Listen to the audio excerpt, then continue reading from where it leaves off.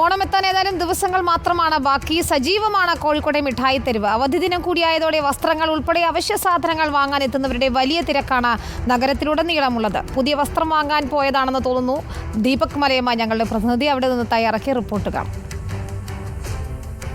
കോഴിക്കോട് മിഠായി തെരുവ് അതിൻ്റെ ഓണവിപണിയുടെ ആ ഒരു ആവേശത്തിലേക്ക് പൂർണ്ണമായും കടക്കുകയാണ്. നമുക്ക് ദൃശ്യങ്ങളിൽ തന്നെ കാണാൻ സാധിക്കും. ഇന്ന് ഞായറാഴ്ച ദിനമാണ്. പൊതുവെ മിഠായി തെരുവിൽ തിരക്കുണ്ടാകാറുണ്ട്. പക്ഷേ അതിലുപരിയായിക്കൊണ്ട് കൂടുതൽ ആളുകൾ എത്തിച്ചേരുന്നത് നമുക്ക് കാണാം. ഓണത്തിന് ഇനി അല്പം ദിവസങ്ങൾ മാത്രമാണ് ശേഷിക്കുന്നത്. വഴിയോര കച്ചവടക്കാരുണ്ട്. ഒപ്പം തന്നെ ഇവിടെ ദിനം പ്രതി ഷോപ്പ് എന്നുള്ളതിലേക്ക് അത്തരത്തിൽ വ്യാപാരം നടത്തുന്ന ആളുകളൊക്കെ തന്നെ ഉണ്ട്. അവരെയൊക്കെ സംബന്ധിച്ച് ഈ ഒരു സീസൺ എന്ന് പറയുന്നത് വളരെ നിർണായകമാണ്. നേരത്തെ പല വിധത്തിലുള്ള ദുരന്തങ്ങൾ ഉൾപ്പെടെ നമ്മുടെ നാടിനെയൊക്കെ പിടിച്ചുലച്ച സംഭവങ്ങൾ ഉണ്ടായിട്ടുണ്ട്. എന്നാൽ ഓണാഘോഷത്തിന് ഒരു തരത്തിലും മാറ്റി കുറയരുത് എന്നുള്ളതാണ് പൊതുവെയുള്ള നിലപാടായി ഉയർന്നു വരികയും ചെയ്തിട്ടുള്ളത്. നമുക്ക് ഇപ്പോൾ നിരവധിയായ ആളുകളെ ഇവിടെ കാണാൻ സാധിക്കും. അവർ പല വിധത്തിൽ സാധന സാമഗ്രികളൊക്കെ വാങ്ങിക്കുന്നതിന് വേണ്ടി കൂടി എത്തിയിട്ടുള്ളതാണ് എന്ന് പറയാനും സാധിക്കും. എന്തായാലും നമുക്ക് ഈ ഒരു കടയിലൊക്കെ തിരക്ക് കണ്ടാൽ തന്നെ മനസ്സിലാക്കാൻ സാധിക്കും. എന്താ ഈ ഒരു ഓണത്തിൻ്റെ ഒരു മൂഡിലേക്ക് എത്തിയോ?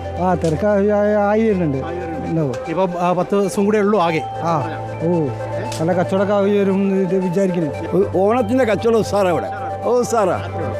അതായത് വലിയ തരത്തിലുള്ള തിരക്കിലേക്ക് കാര്യങ്ങൾ പോകുന്നു എന്നുള്ള കാഴ്ചകൾ തന്നെയാണ് നമുക്ക് പൊതുവെ വ്യാപാര സ്ഥാപനങ്ങളിൽ നിന്നൊക്കെ തന്നെ കാണാൻ സാധിക്കുന്നത്. ഈ ആളുകളെയൊക്കെ സംബന്ധിച്ച് ഏറ്റവും കുറഞ്ഞ വിലയിൽ ഏറ്റവും നല്ല സാധനങ്ങൾ എന്നുള്ള ഒരു കാഴ്ചയോട് കൂടി തന്നെയാണ് ഇവിടേക്ക് എത്തുന്നത്. ഇത് വഴിയോര കച്ചവടക്കാർ ആ നിലയിലുണ്ട്. മറ്റു തരത്തിൽ ഈ ഇവിടേക്ക് എത്തിച്ചേർന്നിരിക്കുന്ന ആളുകളൊക്കെ ഉണ്ട്. അവയൊക്കെ സംബന്ധിച്ച് ഇനി ഓണം അത് കെങ്കേമമാക്കുക, അത് ആഘോഷിക്കുക എന്നുള്ളതാണ്. മലയാളിയെ സംബന്ധിച്ച് ഓണം അത്രത്തോളം ആവേശം നിറഞ്ഞതാണ്. അതുകൊണ്ട് തന്നെ സ്വാഭാവികമായും ആ നിലയിൽ തന്നെ അവർക്ക് അത് ആഘോഷിക്കേണ്ടതുണ്ട് എന്നുള്ളത് കൂടി പറയാൻ സാധിക്കും. ഇങ്ങനെ മിഠായി തെരുവ് മാത്രമല്ല, കോഴിക്കോടിൻ്റെ മറ്റിടങ്ങളൊക്കെ തന്നെ സജീവമാകുന്ന കാഴ്ചകൾ നമുക്ക് കാണാൻ സാധിക്കുന്നുണ്ട് എന്നുകൂടി ഇവിടെ നിന്നും പറയാം. ഇനി ദിവസം കഴിയുന്നതോടുകൂടി, അതായത് ഓണം പിറക്കുന്ന ആ ഒരു നാൾ മുതൽ, അല്ലെങ്കിൽ അതിന് തൊട്ട് തലേ ദിവസം മുതൽ തന്നെ നമുക്ക് പാളയം, ബസ് സ്റ്റാൻഡ് പരിസരം അങ്ങനെയുള്ള മേഖലകളിലൊക്കെ തന്നെ കൃത്യമായി വലിയ രീതിയിലുള്ള പൂക്കച്ചവടം ഉൾപ്പെടെ കാണാൻ സാധിക്കും. ഇപ്പോൾ അതിലേക്ക് എത്തിയിട്ടില്ലെങ്കിൽ പോലും വ്യാപാര മേഖല പൂർണ്ണമായും ഉണരുന്നു എന്നുള്ള കാഴ്ച തന്നെയാണ് മിഠായി തെരുവിൽ നിന്ന് നമുക്ക് ഈ ഒരു ഘട്ടത്തിൽ പറയാൻ സാധിക്കുക. ചില ആളുകളുടെ കൂടി പ്രതികരണങ്ങളിലേക്ക് നമുക്ക് ഈ ഒരു ഘട്ടത്തിൽ കടക്കാമെന്ന് ഞാൻ പ്രതീക്ഷിക്കുകയാണ്. അങ്ങനെയെങ്കിൽ ഓണവിപണി ലക്ഷ്യമിട്ട് തന്നെയാണോ അവരെത്തിയിരിക്കുന്നത്, അല്ലെങ്കിൽ ഒരു ഞായറാഴ്ച പർച്ചേസ് എന്നുള്ള രീതിയിലേക്ക് എത്തിയതാണ്?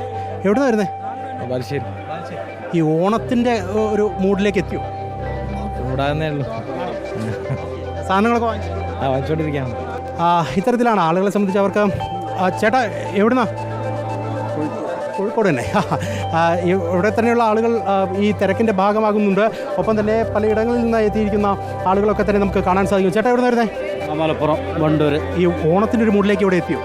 ഓണത്തിൻ്റെ മൂടലാണ്. വസ്ത്രങ്ങളൊക്കെ വാങ്ങാനുള്ള പരിപാടി? വസ്ത്രം വാങ്ങിക്കൊണ്ടിരിക്കുകയാണ്. Thank you. അപ്പം അത്തരത്തിലാണ് കാര്യങ്ങൾ പോകുന്നത്. വളരെ സജീവമായ ഒരു വിപണി എന്നുള്ള നിലയിലേക്ക് കാര്യങ്ങൾ മാറുന്നു എന്നുള്ളത് തന്നെയാണ് കോഴിക്കോട് മിഠായി തെരുവിൽ നിന്നും നമുക്ക് ഈ ഒരു ഘട്ടത്തിൽ പറയാനും സാധിക്കുക. വീഡിയോ ജേർണലിസ്റ്റ് ഷനിൽ കണ്ണനൊപ്പം reporter Deepak Malayamma, in reporter, Kozhikode.